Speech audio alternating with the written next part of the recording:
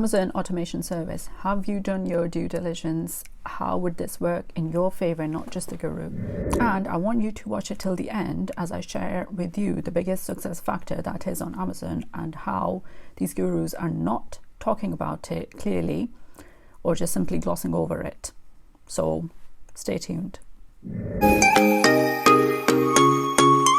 Hey guys, I'm Farah. We talk about building business on Amazon on this channel. If you're new here, then please do subscribe.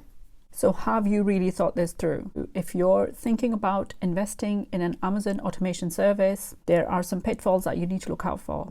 In simple terms, the way to make money in any business is that you, as a business owner, you cut out the middleman from your product offer to the consumer, and you get to keep most of the money.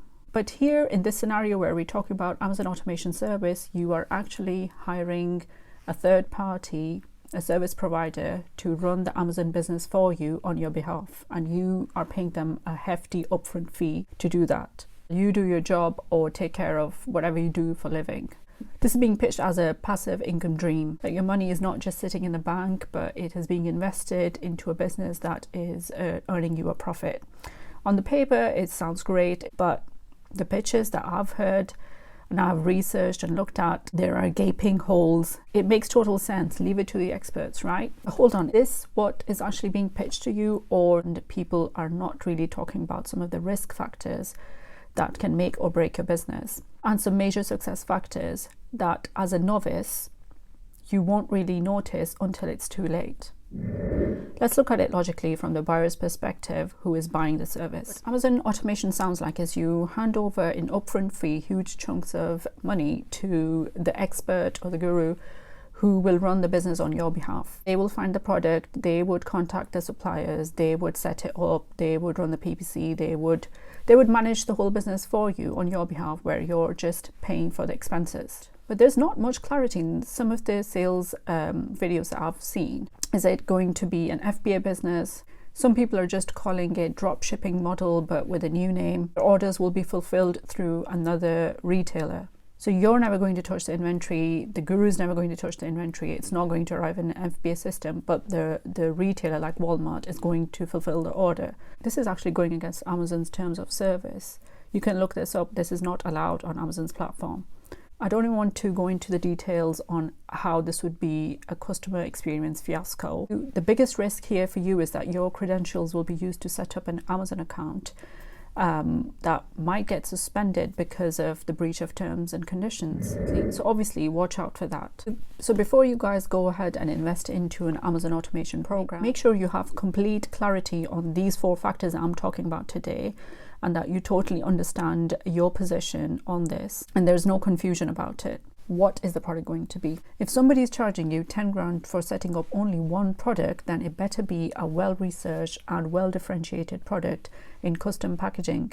It better have a unique brand name and the brand story and the full works. Will you get to work with a branding expert? Will you get a choice on product concepts? How involved are you going to be in the product development? Because the gurus keep saying that this is your business, you will have full control, then you should ask these questions. If a product presented to you is just a generic random sort of a product that is listed above its market value and it is being disguised as a high ticket item, then run in the opposite direction.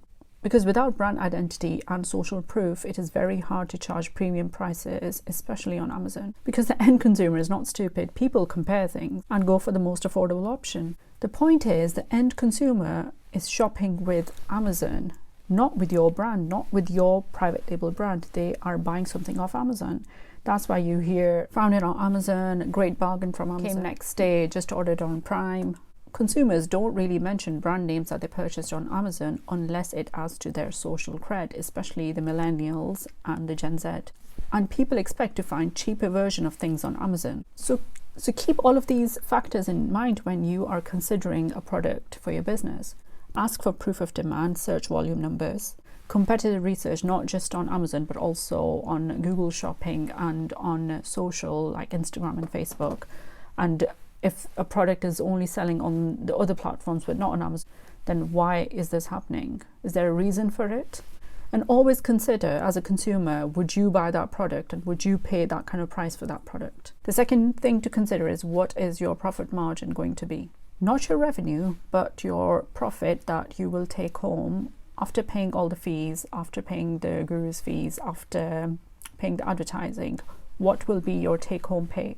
Obnoxious profit margins don't exist on Amazon. That's just the truth. If they're offering you some unique product that is not on Amazon, nobody is selling it, and it is hugely in demand, and they don't back it up with data and proof of demand, then don't believe it, because it's just a hoax to lure you in. Like I said before, ask for proof of demand and ask for search volume figures.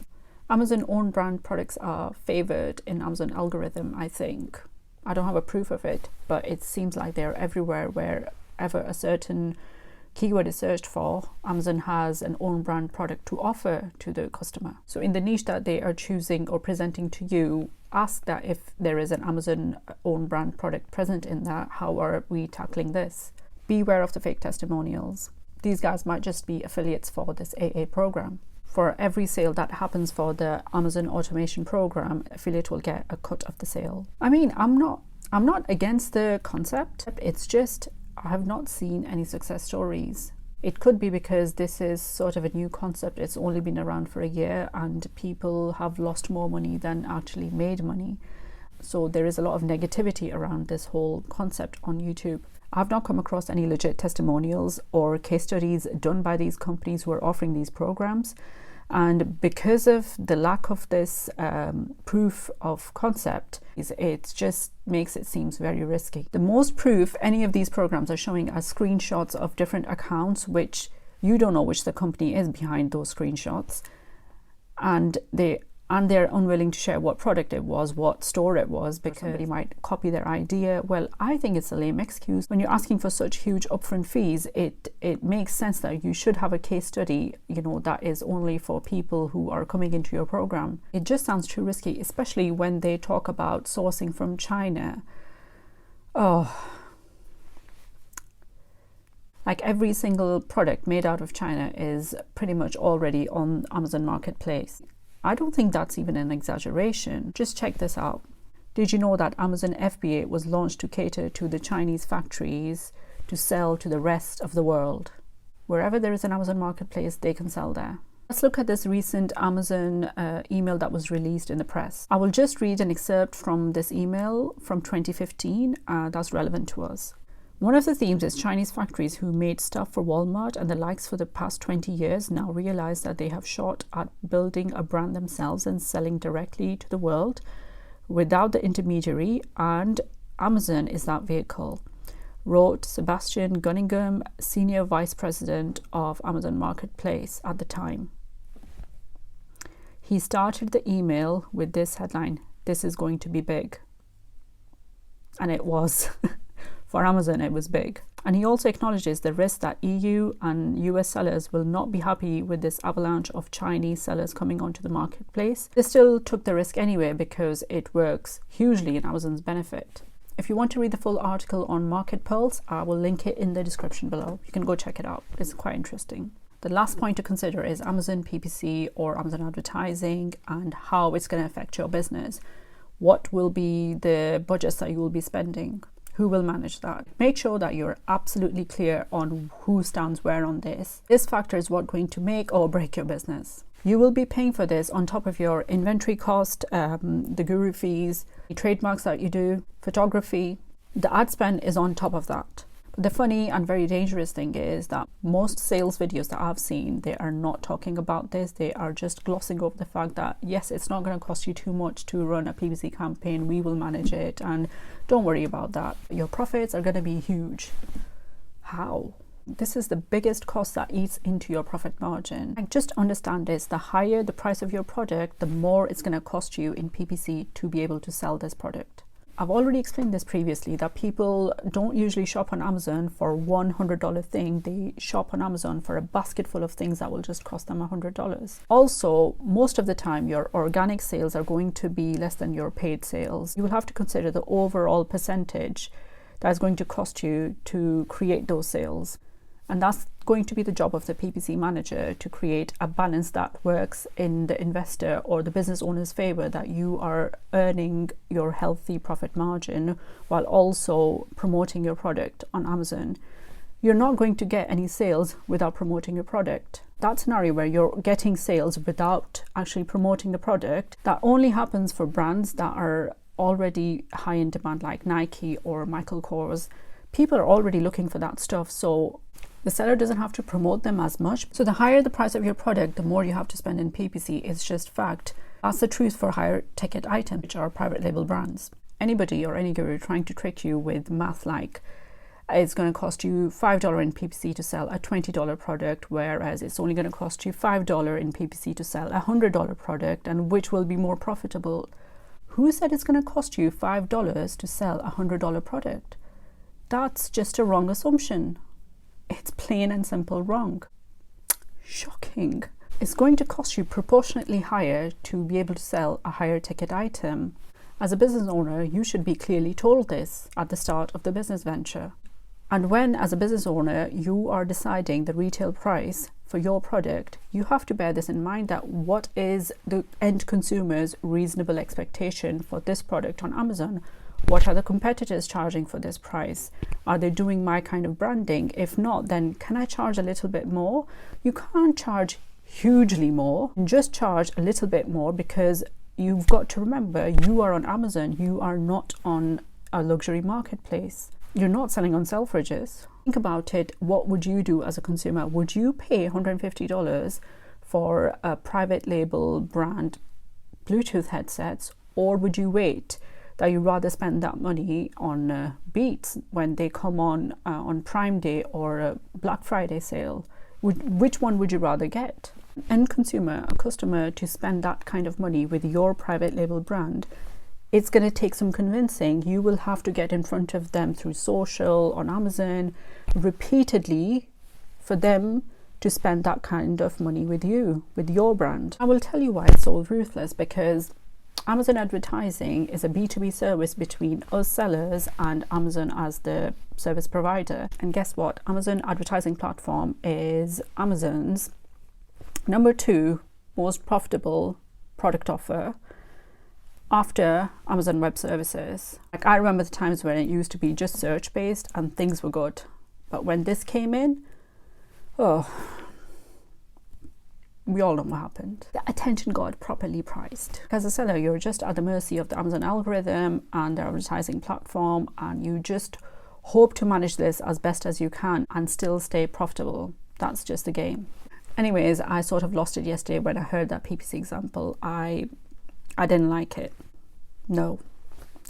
It's just too simplified. Guys, just watch out for these pitfalls. These things should be considered in a lot of detail, and you should be really clear on your position and your strategy on these factors. I hope you found this video useful. This concept has been around for about a year. Some people have lost money with this, and there is no way for them to recoup that money easily. They will have to go through lawyers, solicitors to extract this money, and it's just a vicious cycle. The lawyers will be laughing all the way to the bank. They will be making money off you, trying to get your money back. And what do you have to show for it?